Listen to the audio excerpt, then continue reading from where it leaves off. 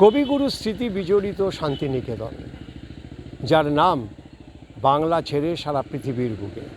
আর শান্তিনিকেতনের বিখ্যাত সেই জায়গা ছাতিমতলা, যার ঐতিহ্য, যার প্রাঙ্গণ এখনও গমগম করে প্রতিদিন সকালে।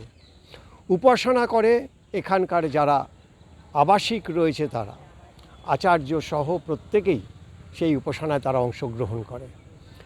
একদিকে বীরভূমের ভোটে যখন উত্তাপ, সেই উত্তাপের মধ্যেও শান্তিনিকেতন আছে। শান্তিনিকেতনে ছায়া সুনিবিড় এই শীতল এই ছাতিমতলায় প্রতিদিনের মতো আজকেও উপাসনা হয়েছিল।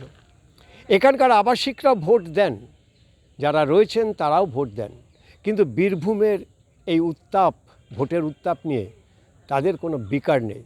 কারণ তারা জানে যে তারা পড়াশোনা করছে এমন একটা জায়গায় যার সঙ্গে জড়িয়ে আছে রবীন্দ্রনাথ ঠাকুর।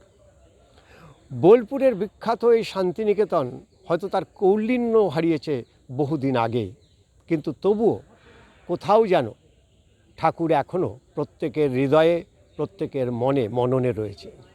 আর তাই শান্তিনিকেতনের এখনও সেই ছায়া, শীতল এই গাছের ছায়াতে নিজের মতোই রয়ে গেছে। কাজল শেখ বা অনুব্রত এখানে কোনো আলোচনার বিষয় হয় না। তৃণমূল আসবে না বিজেপি আসবে তাতেও তাদের কিছু যায় আসে না। তাদের একটাই লক্ষ্য, এখানে পড়াশোনা করে নিজেদের ডানা মেলে সারা পৃথিবীর বুকে তাদের শান্তিনিকেতনকে ছড়িয়ে দেওয়া। বোলপুরের এই বিখ্যাত জায়গা এখন এই মুহূর্তে ভোটের উত্তাপের অনেক বাইরে।